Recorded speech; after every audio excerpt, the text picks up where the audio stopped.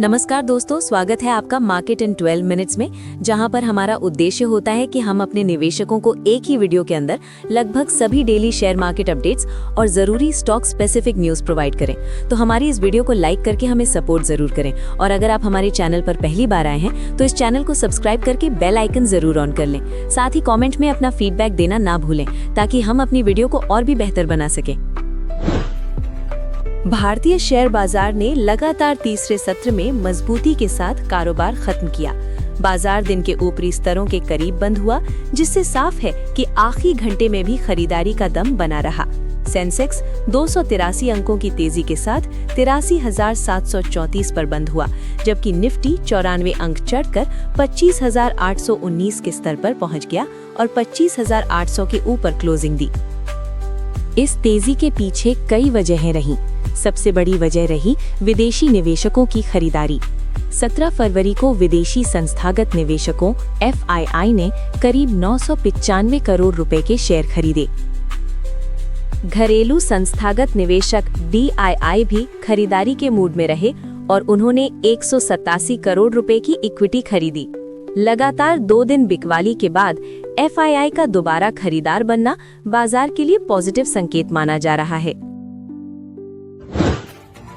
दूसरी वजह रही वैल्यू बाइंग। हाल की गिरावट के बाद निवेशकों ने अच्छे शेयरों में सस्ते दाम पर खरीदारी की। इससे बाजार को नीचे से मजबूत सपोर्ट मिला। इससे तेल की दाम नरम पड़े, जो भारत जैसे आयातक देश के लिए सकारात्मक है। इंडिया विक्स, जो बाजार की अस्थिरता को मापता है, 3% से ज्यादा गिरकर 12.82 पर आ गया। घटती वॉलेटिलिटी ने भी निवेशकों का भरोसा बढ़ाया। सबसे पहले बड़े बड़े दिग्गज शेयर जैसे Reliance industries, ITC, Tata steel, axis bank और लार्सन एंड टूब्रो ने जोरदार ताकत दिखाई। इन हैवीवेट्स की वजह से पूरा बाजार ऊपर चढ़ता गया और इंडेक्स को अच्छा सपोर्ट मिला। मिड कैप शेयरों में तो और भी ज्यादा जोश देखने को मिला। मिड कैप इंडेक्स करीब 302 अंक उछलकर 60,183 पर बंद हुआ। वहीं बैंकिंग सेक्टर भी पीछे नहीं रहा। निफ्टी बैंक 377 अंक चढ़कर 61,551 पर पहुंच गया। सिगरेट सेक्टर में तो पूरा धमाका रहा। गॉडफ्रे फिलिप्स इंडिया और ITC में 20% तक की तेज रैली आई, जिसकी बड़ी वजह सिगरेट के दाम बढ़ना रहा। और PSU बैंक्स भी लगातार तीसरे दिन चमके, खासकर पंजाब नेशनल बैंक यानी PNB में 3% से ज्यादा की तेजी आई। लेकिन हर जगह खुशी नहीं थी। IT सेक्टर थोड़ा दबाव में रहा। LTIM माइंडट्री 2% से ज्यादा गिरा, क्योंकि AI को लेकर अनिश्चितता बनी हुई है।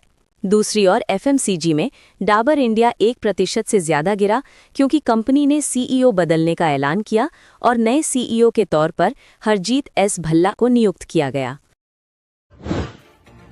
रुपए की हल्की सी बढ़त। मंगलवार को बाजार बंद होते समय $1 की कीमत 90.67 रुपए थी। आज यानी बुधवार को जब बाजार खुला तो ये 90.65 पर था। मतलब रुपया 2 पैसे मजबूत हुआ। हालांकि ये बहुत मामूली अंतर है, लेकिन इसे सकारात्मक शुरुआत माना जाता है। ओरियन प्रो सॉल्यूशंस में भी करीब 7% की तेजी दर्ज हुई। डिजिटल बैंकिंग, ट्रांजैक्शन टेक्नोलॉजी और स्मार्ट सिटी सॉल्यूशंस में कंपनी की पकड़ को निवेशक डेटा सेंटर विस्तार से जोड़कर देख रहे हैं। वहीं अनंतराज लिमिटेड, अनंतराज का शेयर लगभग 4% चढ़ा। कंपनी रियल एस्टेट के साथ साथ डेटा सेंटर डेवलपमेंट पर भी फोकस बढ़ा रही है, जिससे इसमें थीमैटिक खरीदारी दिखी। AI, क्लाउड और डिजिटल सर्विसेज की बढ़ती मांग के बीच डेटा सेंटर इंफ्रास्ट्रक्चर को लेकर निवेशकों का भरोसा मजबूत होता दिख रहा है। फिलहाल इस थीम में मोमेंटम बरकरार है। बुधवार को HEG लिमिटेड के शेयर में जोरदार तेजी आई, क्योंकि प्रमोटर ग्रुप की रेड रोज वाणिज्य LLP ने 1.90 लाख शेयर खरीदकर हिस्सेदारी 29.40% कर ली, जिससे स्टॉक करीब 7% उछल गया, जबकि निफ्टी 50 सपाट रहा। वहीं SBI म्यूचुअल फंड ने हिस्सेदारी घटाई और आगे EAF स्टील डिमांड व बैटरी एनोड बिजनेस से ग्रोथ की उम्मीद है। Q3 FY26 E-Solutions कंपनी का बिजनेस तेजी से बढ़ रहा है। रेवेन्यू 72% बढ़कर 56.4 करोड़ रुपए पहुंचा। मुनाफा 17.4% बढ़कर 7.4 करोड़ रुपए रहा और एबिटडा भी 51% बढ़ा, यानी कंपनी की सेल्स तेजी से बढ़ रही है और मुनाफा भी लगातार सुधर रहा है, जो आगे ग्रोथ की पॉजिटिव सिग्नल देता है।